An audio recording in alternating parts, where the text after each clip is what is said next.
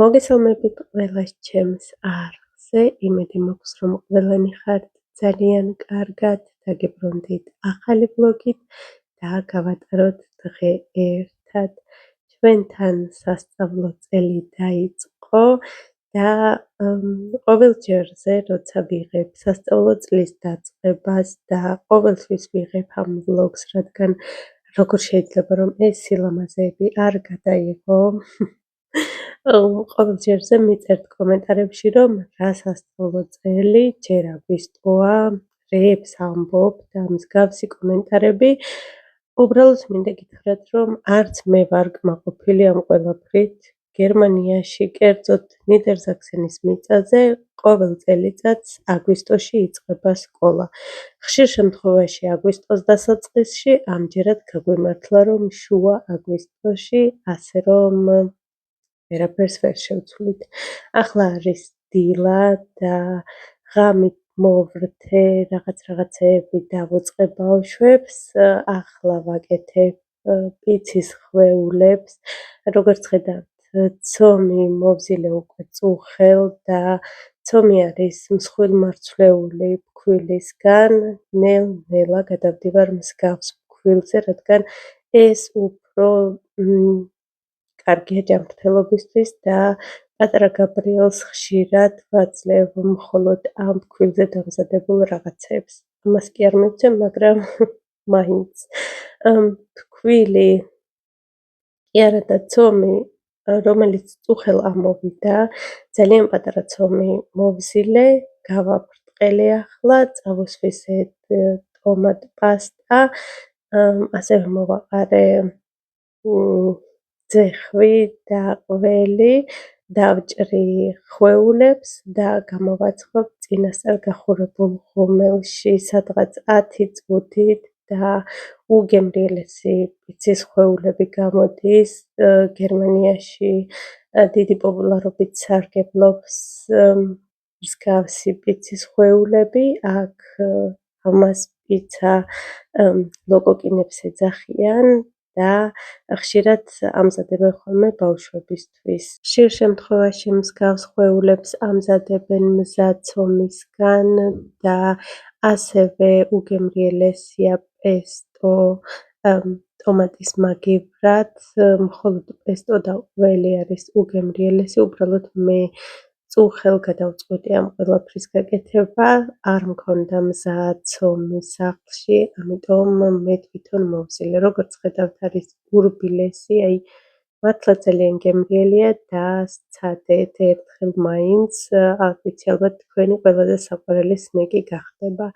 ასევე საჩუქრებთან ერთად ბავშვებს დავუდე ასეთი პატარა გოჭუნები. გერმანიაში ეს არის საერთოდ გოჭი ითვლება იღბლის მომტანად და მსგავსი სუვენირები იყიდება აბსოლუტურად ყველგან, ამიტომ მეც დავუწყე პატარა გოჭუნიები და ყოველ წელიწადს ვჩუქნი მსგავს გოჭებს. შემდეგ მთელი წლის მანძილზე მიაქვთ სკოლაში და როცა ტესტი ან საკონტროლო წერა აქვთ, როგორც თვითონ ამბობენ, ეხმარება და იღბალი მოაქვს.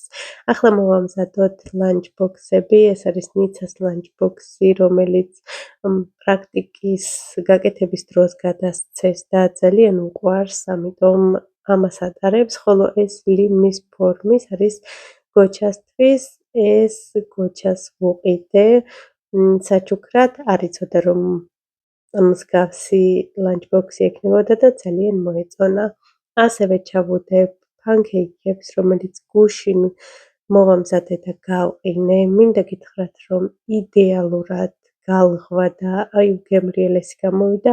აწი ხშირად მოვამზადებ ხოლმე ბევრს, გავყინავ და შემდეგ დილით ჩავუდებ ბოქსებში. ზუსტად 15 წუთში გალღვა და ისეთი გემო აქვს, თითქოს ახალი გამომცხვარია. მოკლედ, ნიცასთან რაც შეიძლება მეტი ფანქეიქი ჩავდე, რადგან ვიცი, რომ უწილადებს თავის მეგობრებს და გოჩას ასევე ჩავუდე კიტრი, რადგან გოჩას უყვარს კიტრი, ვაშლი და ასე შემდეგ.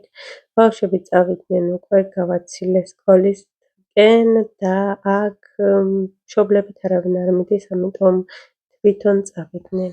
ბავშვები გავაცილე, მეც ცოტა მოვემზადე და ახლა მივდივართ პედიატრთან. მე და გაბრიელი, ახლა არის 8 საათი და სადღაც 1 საათში გვაქვს ვიზიტი, ამიტომ რაც შეიძლება სწრაფად უნდა გავიდეთ სახლიდან, მივდივართ ავტობუსით. თან გაბრიელს ეძინება ძალიან, რადგან დღეს 5 საათია დგა ჩემთან ერთად და ვფიქრობ, რომ რაც უფრო მალე გავალთ, მით უკეთესი, რომ ეტელში დაიძინოს და შემდეგ უკვე არ ვიცი. არ ვიცი, დღეს არანაირი გეგმა არ მაქვს, გარდა იმისა, რომ წავიდეთ და წავიყვანო ბავშვი პედიატრთან. დღეს უბრალოდ შემოწმებაზე მიმყავს გაბრიელი. 3 სექტემბერს გვაქვს დაგეგმილი ვიზიტი აცრებთან დაკავშირებით და დღეს ექიმმა შემომთავაზა, რომ ბარემ დღეს გაგვეკეთებინა აცრა და მეტჯერ აღარ წავსულიყავი, მოკლედ ვიფიქრე, რომ ბარემ მოვიშორებთქო და დავთანხმდი. წიგნი აჩუქეს გაბრიელს, რადგან დაბადების დღეა თვის ბოლოს. გამოვედით ექიმიდან, ველოდებით ავტობუსს. ამ პატარას აცრა გაუკეთდა 2 აცრა ფეხში და ახლა მიირთმევს ორცხობილას. ასეთი ორცხობილებით ლანჩბოქსი და მსგავსი რაღაცეები. ხშირად მომაქვს ხოლმე თუ სადმე მივდივარ, აი ხშირად სულ თან მაქვს მსგავსი რაღაცეები და ორცხობილები, ხშირ შემთხვევაში სახლში მომზადებული ორცხობილა და თუ ვიცი რომ დიდხანს ვიქნები გარეთ, თერმოსით მომაქვს კიდევ სადილი და ნებისმიერ ადგილას ვაჭრა. მოკლედ, ხშირ შემთხვევაში არ ამკითხე ბებიები, გერმანელი არ ამკითხე ბებიები, გვერდით თუ მიზიანა ან თუ გაიარეს და დაინახეს, რომ ბავშვს ვაჭმევ მსგავს რაღაცას, ასე გაჩერდებიან ხოლმე და მეუბნებიან, რომ აი არ ჯობდა ეხლა მაგას ერთი კარტოფილი მოგეხარშა და კარტოფილი მიიგეცა ბავშვისთვის. მერე ბავშვს ეუბნებიან ხოლმე არ მოგწონს ხო, დედა არ გიკეთებს კარგ საჭმელებს, აი პირდაპირ, არანაირად აი არც ერიდება და ზურგს უკან რო გაგჭოროთ, არა ესე პირდაპირ ბოლენ და გეტყვია, რომ ზარმაცი დედა ხარ და ცუდი დედა ხარ, იმიტომ რომ მსგავს რაღაცეებს საჭმევ ბავშვს.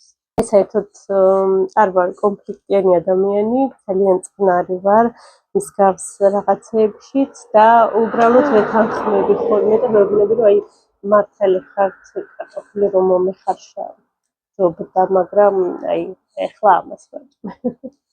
გაბრიელი დავაძინე უკვე, ჯერჯერობით თავს კარგად გრძნობს, მაგრამ ექიმა გამაფრთხილა, რომ ამ აცრის შემდეგ არის შესაძლებელი, რომ სიცხე ქონდეს, ამიტომ სიცხის დამწერი ავიღე უკვე აფთიაქიდან და ბავშვებიც უკვე სახლში არიან, რადგან დღეს 12-მდე ჰქონდათ გაკვეთილები. სახლში მოვედი თუ არა, აი არ ვიცი, დინი გამიბურხვის.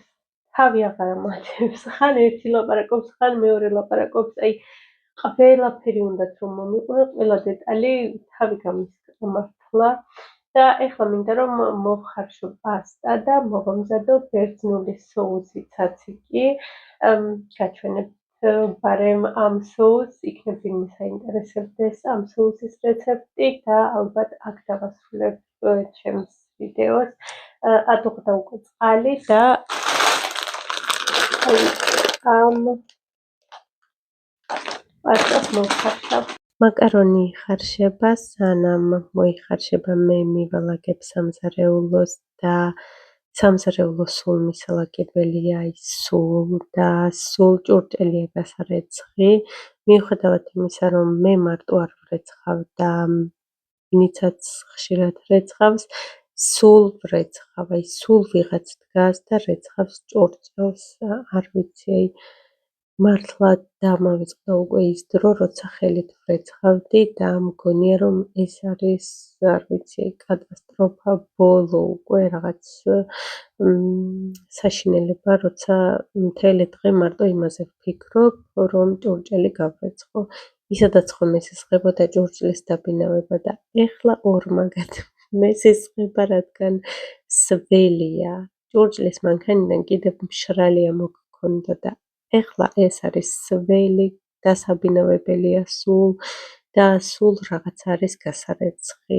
ახლაც როგორც ხედავთ, ჭურჭელს ვრეცხავ, რადგან უნდა გადავწურო, რა თქმა უნდა, თვითონ მაკარონი და ამისთვის ცარიელი ნიჟარა მჭირდება.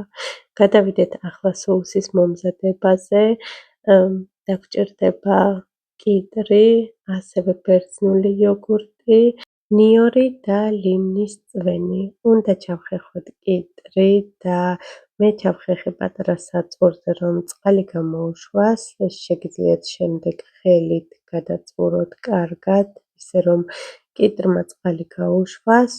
ვამატებთ ნიორს და კიტრს იოგურტში, შემდეგ ვამატებთ ლიმნის წვენს, მარილს და ასევე უხდება კამა.